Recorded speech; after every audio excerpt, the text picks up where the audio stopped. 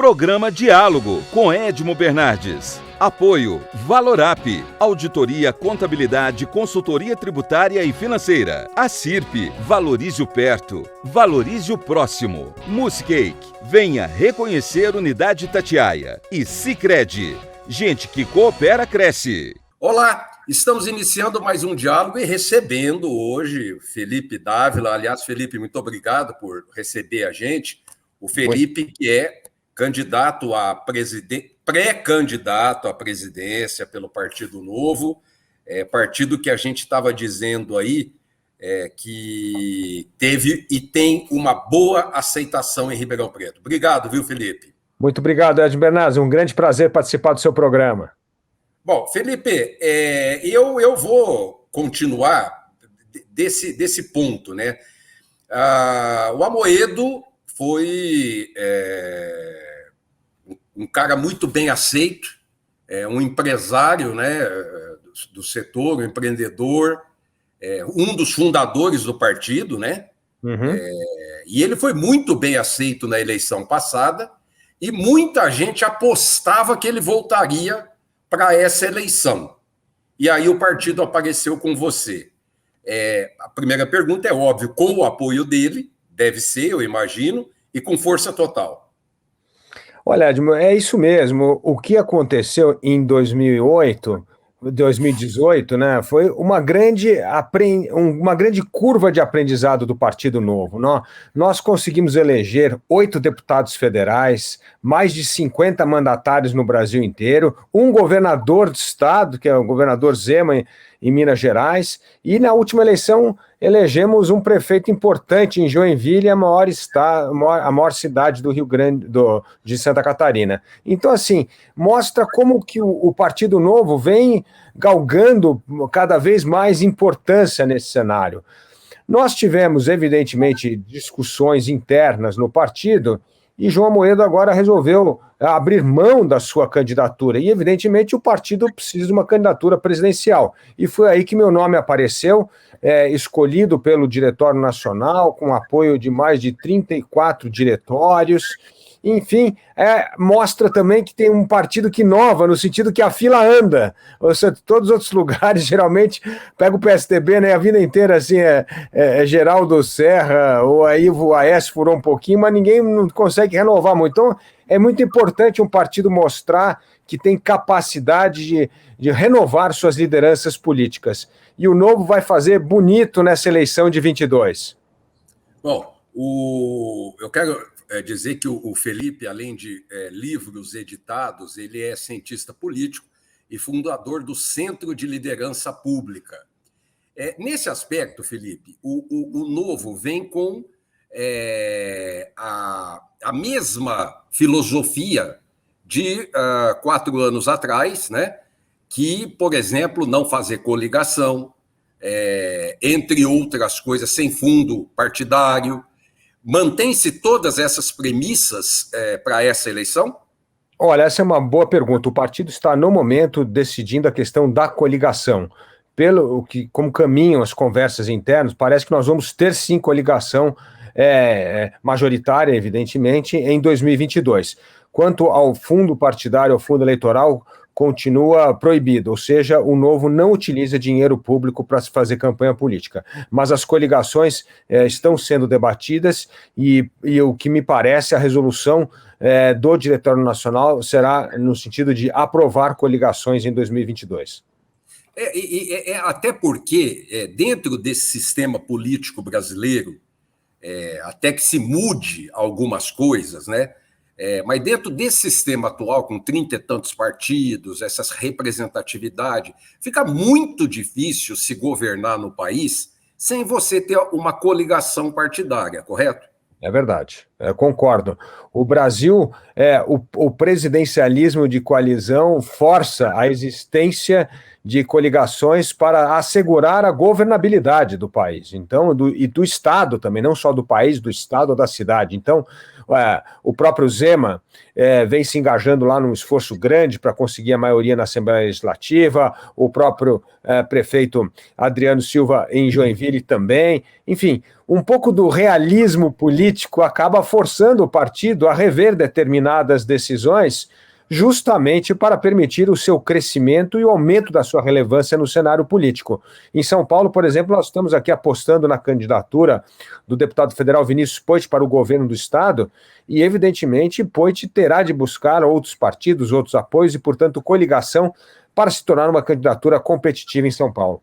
E eu já assumo aqui compromisso com o meu público de que no começo do ano eu vou trazer o Poit para uma entrevista para a gente, para falar um pouco do governo do estado de São Paulo, mas essa gentileza aí que o Felipe nos concedeu nos obriga a falar um pouco do governo federal. Felipe, você vai até o fim, a pergunta que eu tenho que começar fazendo, porque é a obrigação nesse momento em que se fala de terceira via. Ou seja, perguntaram para o Dória, ele disse que abriria a mão, perguntaram para o Leite, ele disse que abriria a mão, perguntaram para o Moro, ele disse que abriria a mão. Felipe Dávila, abre mão ou vai até o fim? Olha, Edmo, todo mundo que entra numa disputa eleitoral quer ir até o fim. Ninguém pretende abrir mão e desistir no meio do caminho. Mas nós estamos num momento extremamente grave da nossa democracia. Eu digo que a eleição de 2022 não é apenas uma alternância de partidos no poder. O que está em jogo é a própria democracia no país.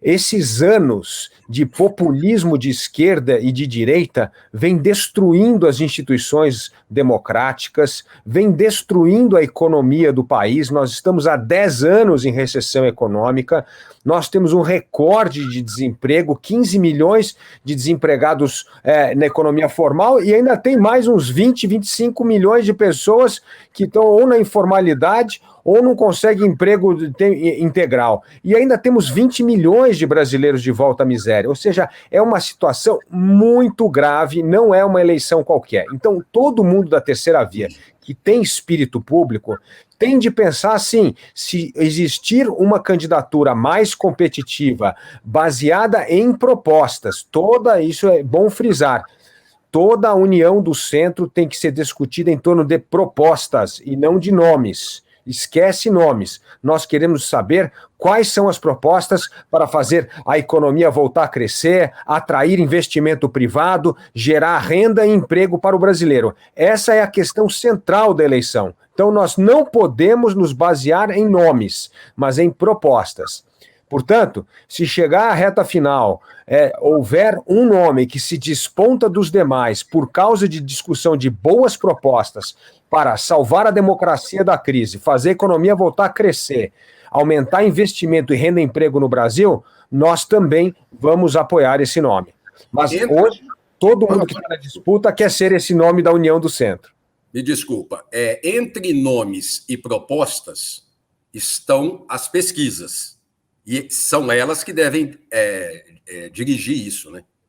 Olha, mais ou menos, Edson, porque assim, não é quem está liderando a pesquisa, porque é um conjunto de coisas. Precisa ser alguém que tem uma curva ascendente forte e que tenha baixa rejeição, porque você pode liderar uma pesquisa e ter um alto índice de rejeição, o que mostra que a capacidade desse candidato crescer é muito pequena. Então, essa pessoa não será capaz de unir a terceira via e se tornar competitivo contra Lula ou Bolsonaro. Portanto, precisa ser um candidato com baixa rejeição e uma curva ascendente. Óbvio que não pode ser o que está em último lugar, mas se esse candidato estiver bem posicionado nas pesquisas e com baixa rejeição, ele tem mais chance de se tornar um candidato competitivo do que um candidato que está muito bem na pesquisa, mas tem um alto índice de rejeição. Felipe, nem Lula e nem Bolsonaro. Esse é o lema para 2022?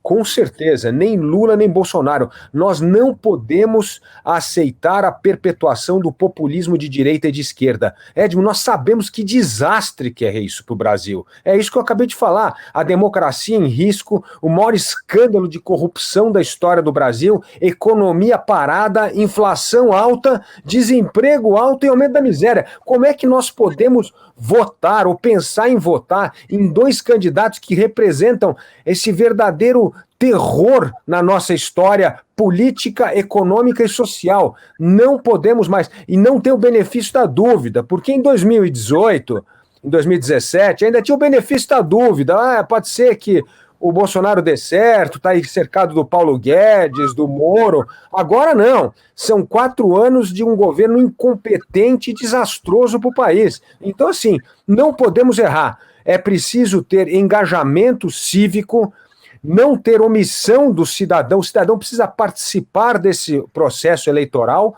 e precisamos ter espírito público entre os partidos políticos para unir a terceira via e termos uma candidatura competitiva em 22. Falando do PT, o ex-presidente Lula, ele teve 8 anos de gestão em que houve um desenvolvimento do país, houve um desenvolvimento de salário mínimo, houve um desenvolvimento de ganhos reais, ou perdas significativas, importantíssimas, como investimentos de Copa do Mundo, de Olimpíada, gigantescas perdas. E eu li um tema, se não me engano, foi do Oyama no UOL, onde ele diz o seguinte: antes do Lula explicar que ele está livre, que ele não é condenado, ele vai ter que explicar onde estão os 20 bilhões de reais que a Lava Jato achou do PT no exterior. É exatamente isso. Se você quiser dar um crédito ao Lula, e tem que ser dado, é o primeiro 1 ano e meio de governo. Aí sim, ele seguiu uma política voltada ao mercado, fez os programas de transferência de renda que são um sucesso, e é uma continuidade, inclusive, do programa do Fernando Henrique Cardoso. Aí, depois de lá, começou o aparelhamento do Estado, mensalão, petrolão, escândalo de corrupção, utilização da máquina pública para perpetuar o PT no poder. Aí começa a desandar tudo.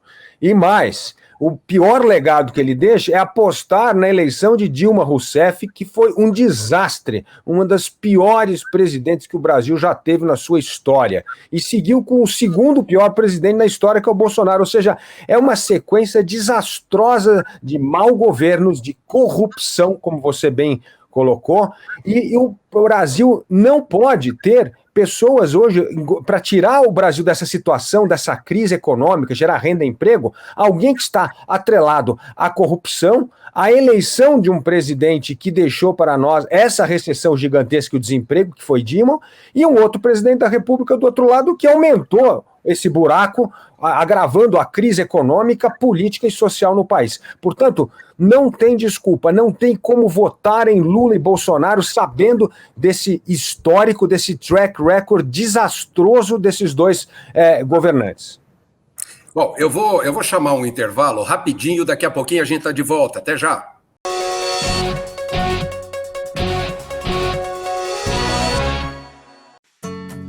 Hoje eu quero aquela brusqueta de pepperoni. Eu não vejo a hora de provar o confit de pato. Ou será que peço o risoto de carne seca, hein? E eu mereço brownie de sobremesa. Eu vou pedir a torta de chocolate com geleia de damasco. Nossa, a gente nem chegou e já tá pensando na sobremesa. O mousse cake da Itatiaia agora é My Mousse Cake. O mousse cake que você sempre amou, com tudo que você sempre pediu. 1924. O desafio está no ar. Rádio Clube. Liderança total.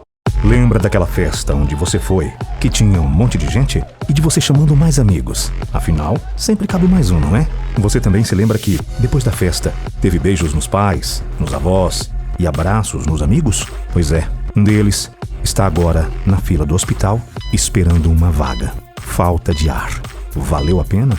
3 ou 4 horas de diversão para colocar em risco a vida de uma pessoa? Tome cuidado, porque assim como o vírus, arrependimento também mata.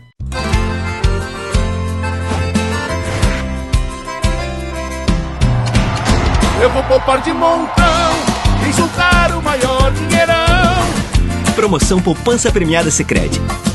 A sua economia pode virar um dinheirão. Eu vou poupar de montão e aproveitar a maior promoção. Posso até ganhar mais de 1 milhão. É Sicredi. Quanto mais poupar, mais chances de ganhar. Poupança.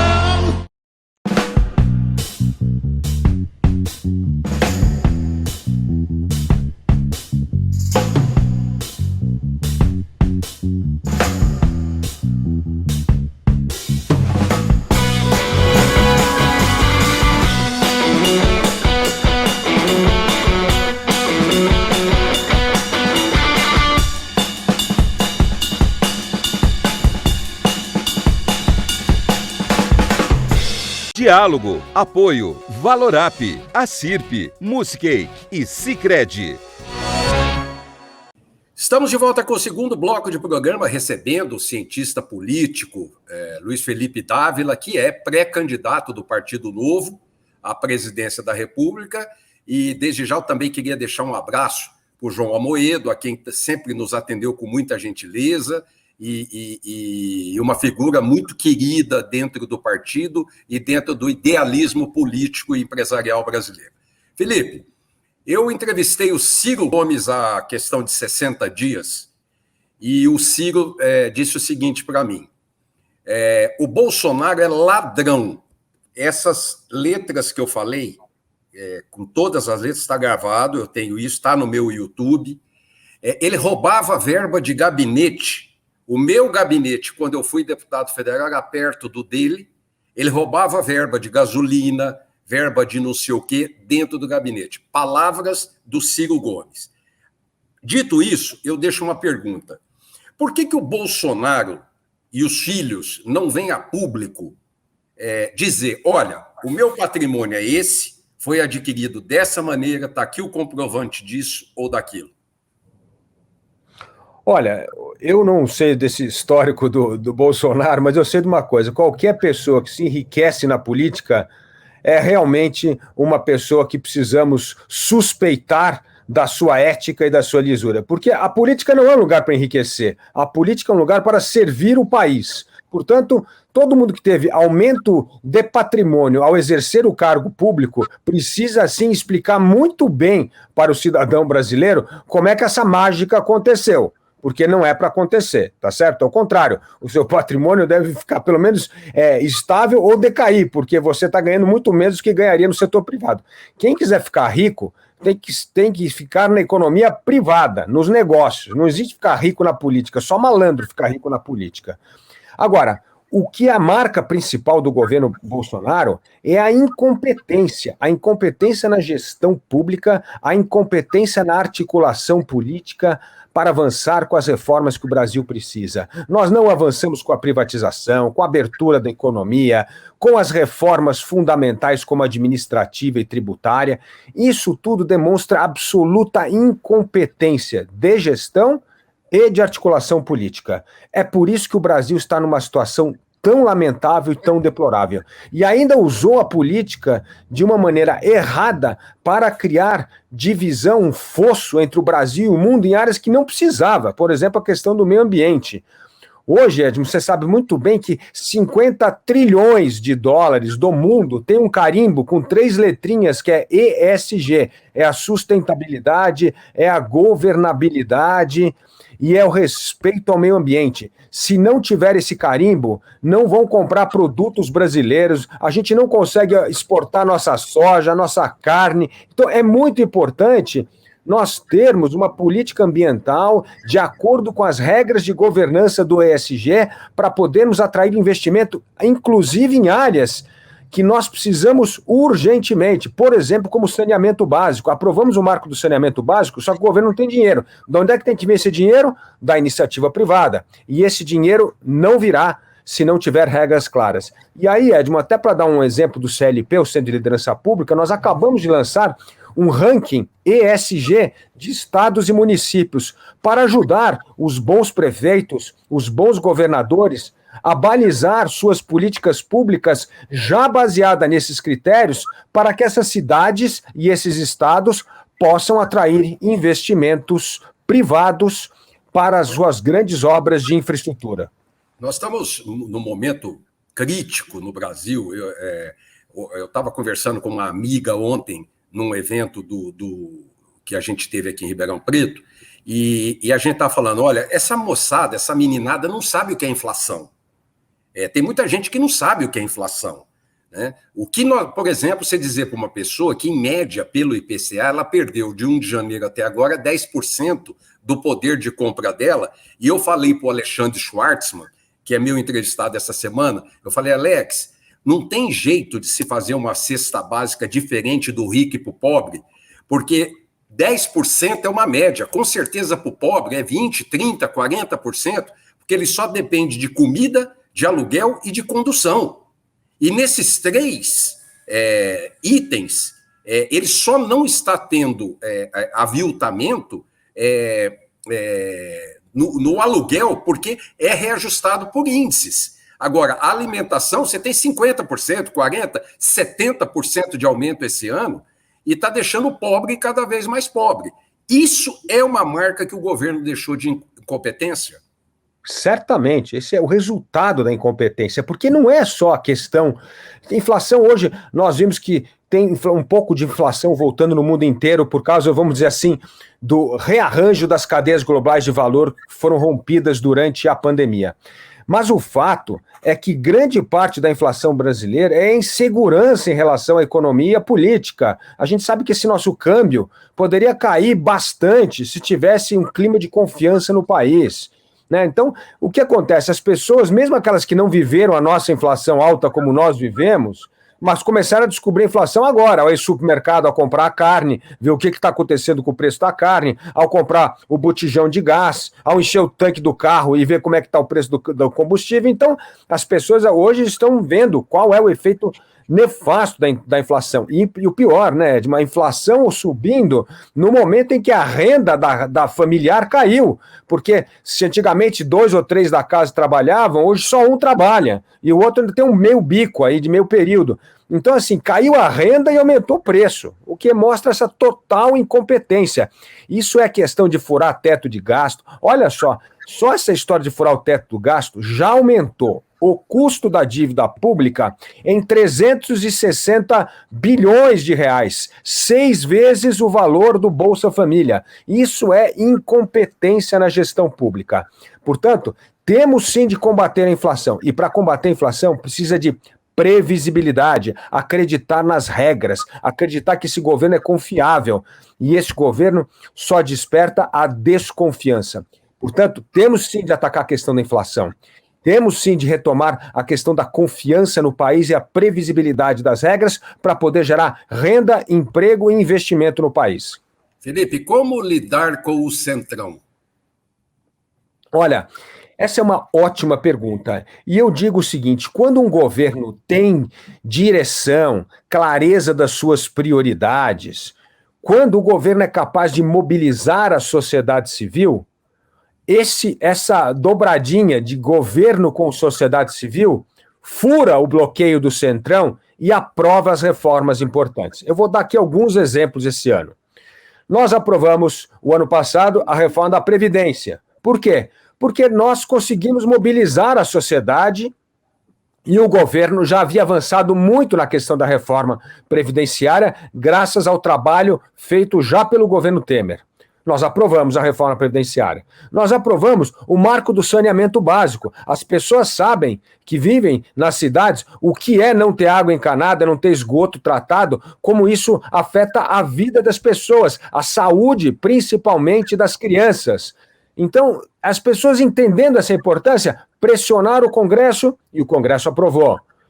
Aprovamos agora, recentemente, o novo marco das startups. O Brasil vem perdendo jovens talentosos que criam negócios fora do Brasil, porque aqui não tem uma lei voltada para as startups. E isso é fundamental para reter os jovens no Brasil. Então, assim, toda vez que a sociedade está unida, o governo tem um projeto claro, nós vencemos a guerra contra o corporativismo, o clientelismo que é dominado pelo Centrão. Agora, quando a sociedade está dividida e o governo não entra em campo para lutar pelas reformas, aí quem ganha é o corporativismo. É o que aconteceu com a reforma administrativa, é o que aconteceu com a reforma tributária, reformas que não avançaram porque o governo fez corpo mole, porque apoia o corporativismo, principalmente dos policiais militares e dos militares, e não queria colocá-los na mesma categoria. E no caso da reforma tributária, pior ainda, o governo mandou um projeto desastroso que parou um debate muito bom que estava ocorrendo no Congresso, combinando as PECs 45 da Câmara e 110 do Senado, e que já havia o acordo dos 27 estados brasileiros, ou seja, tumultuou o jogo e fez com que a reforma não avançasse. Portanto, o Centrão sempre ganha as disputas políticas quando o governo é fraco, não tem prioridade clara e não consegue mobilizar a sociedade. Felipe, quando a gente era moleque na escola, a gente amassava uma bolinha de papel, jogava na professora ou no coleguinha, ele olhava e falava, quem foi? Você falava, foi o Joãozinho. Você acusava o outro, né? O presidente Bolsonaro fala muito de que o ICMS é o vilão do combustível, fala que a inflação é porque o povo ficou em casa, que os governadores e prefeitos mantiveram o povo em casa durante a pandemia, e tudo lá atrás, o que a gente já discutiu de jacaré, de vacina e tudo que a gente falou. Como é que essa retórica cola para a população? Olha, primeira coisa, todo governo que fica culpando os outros é um governo incompetente, porque não enfrenta os reais problemas, ele está descobrindo um bode expiatório para justificar a sua própria incompetência. A questão do combustível, nós sabemos disso. Qual é o problema no Brasil? Imposto. Você sabe que quando você paga a gasolina, mais de 70% é imposto. Quando você compra a sua carne, o botijão de gás, mais de 50% é imposto. O Brasil tem uma das cargas tributárias mais altas do mundo. E mesmo as pessoas mais simples que acham que não pagam imposto, paga todo dia. Qualquer compra que se faz, o arroz, o feijão, a cerveja, qualquer compra que se faz tem imposto. E a média de imposto em cada produto é 50%. Ou seja, nós temos uma alta carga tributária que sustenta esse Estado ineficiente, que presta serviço público de péssima qualidade para a população e não melhora a vida do cidadão. Governo eficiente é aquele que ajuda a investir na qualidade do serviço público que melhora a vida do cidadão. Eu vou dar um exemplo aqui. O Brasil gasta 6% do PIB com educação. É um dos países que gasta mais dinheiro com educação no mundo hoje. Gasta, inclusive, com o padrão europeu.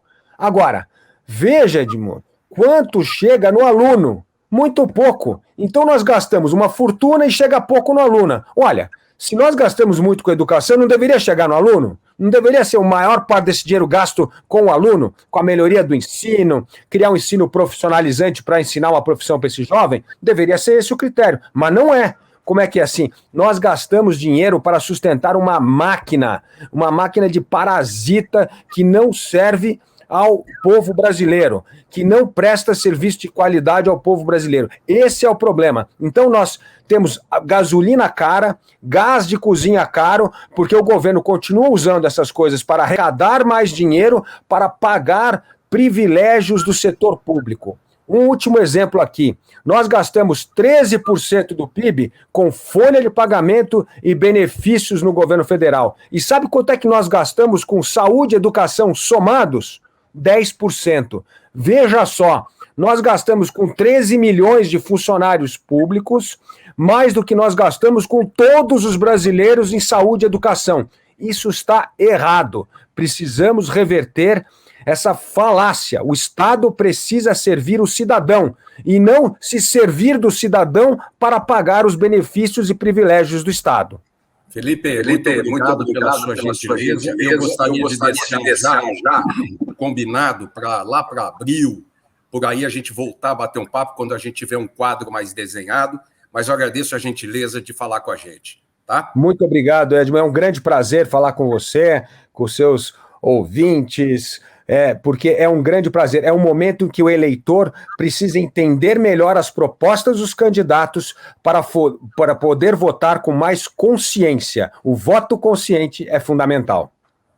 Até semana que vem. Um abraço. Programa Diálogo com Edmo Bernardes. Apoio Valorap, auditoria, contabilidade, consultoria tributária e financeira. A CIRP, valorize o perto, valorize o próximo. Muscake, venha reconhecer Unidade Itatiaia. E Sicredi, gente que coopera cresce.